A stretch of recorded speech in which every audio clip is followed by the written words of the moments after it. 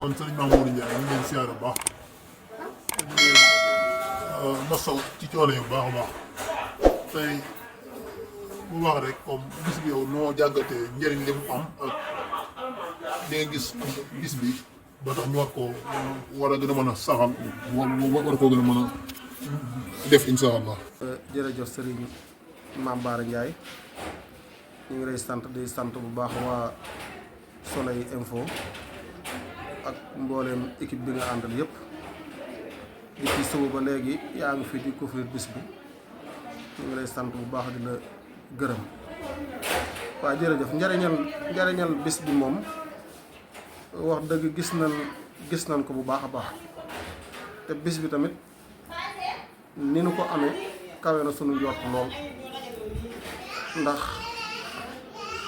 ni ñu nit ñi wuyusee wax dëgg yàlla kawe na sunu njort lool sax Ndiayène Family nag bisam nii rek la war a mel ndax yàlla dafa dogal ñuy ay bokk yoo xam ne mag ñi ñoo leen ko fi bàyyil waaye mag ñi ñoo leen boole woon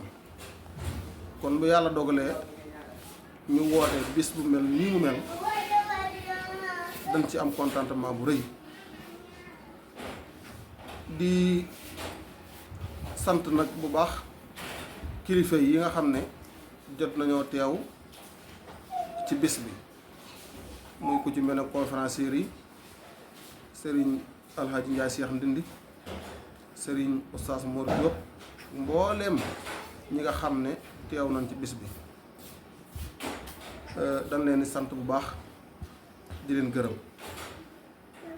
waaye di sant nag ñi nga xam ne ñoo sacrifice seen bopp ba bis bi taxaw ba mel nii mu mel ndax mbooloo mu bari la ngay woote ñu yëkkati seen alal di la ko jox di ci def ba bis bi mel nii bis bu taxawee nii mu taxawee wax dëgg yàlla sant rek la ñuy def bis bi nag njariñ li bari na lool sëriñ bi ndax gox bu nekk ci Sénégal gox bu ne rek mbokk jóge na fa ñëw ci bis bi tey gox boo yaakaar rek mbokk jóge na fa ñëw tey Touba am na ñoo xam ne sax man maa ngi leen door a gis loolu bokk na ci njariñal bis bi sëriñ bi loolu bokk na ci njariñal bis bi daa dégg sa mbokk ci dëkk sàngam te doowoo ko gis bis bi waral tey mu ñëw nga gis ko ngeen saafonte loolu sëriñ bi lu rëy la te am nañ ko ci bis bi tey kon bis bi bis bu mat a fonk la bis bu mat a fonk la buñ fàttale ko suñ mag ñi rek daal ñu gën a dolli positif ñu war a mën a gën a fonk bis bi ndax mag ña bis bi joxoon nañ ko cër lool sax lool daan jël seen alal di ci def di ko soññee di ci wax kon wax dëgg yàlla bis bi nii mu demee nii noonu rek la mën a demee man nag jàpp naa ne réussir na ko 100% waaw bis bi ni nga ko yaakaare woon dañ ko amee lu kawe suñu yoon wax dëgg yàlla dañ ko amee lu kawe suñu yoon dañ ko réussir 100% kon doon def lenn lu dul sant yàlla bu baax bi ñu yàlla dimbalee ñu am kattan ak tawféex mën a taxawal bis bi ba mu mel nii mu mel tey kon xam naa ne damay gàttal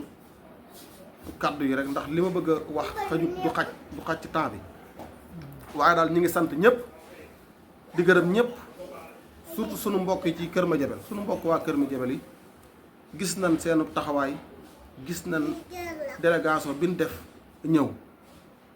ñi ñëw ak ña fa des bëggoon a ñëw te am ngànt ñëpp ñu ngi leen sant di leen gërëm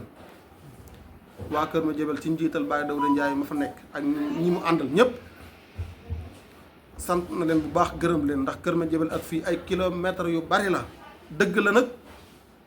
ci famille bi lan bokk war cee dikk war caa jiitu waaye bu leen neexoon tey mën na ñoo toog bañ a ñëw waaye dañoo bàyyi seen yitte bàyyi seen temps dajale lan am andi jébbal ko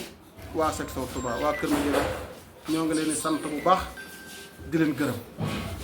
waaye di sant waa Ngayuk Maam Balla ñoom it teew nañ ak teewaay bu mat sëkk waa Mbàkke Bawol teew nañ ak teewaay bu mat sëkk waa Sam Thialé teew nañ ak teewaay bu mat sëkk Maam Baara bis bi ñi ci teew mënuñoo lim lépp wax dëgg yàlla mënuñoo ñun ñëpp waaye mboolem koo xam ne teew nga ci bis bi rek xamal na ñi ngi lay sant bu baax di la gërëm di ñaan yàlla nag yàlla suñu borom bi nga xam ne moo ñu sàmmloo ak mbokk yàlla nañu yàlla dëgëral ban mën a sàmm mbokk ban mën koo taxaw ba mbokk yi gën a yaatu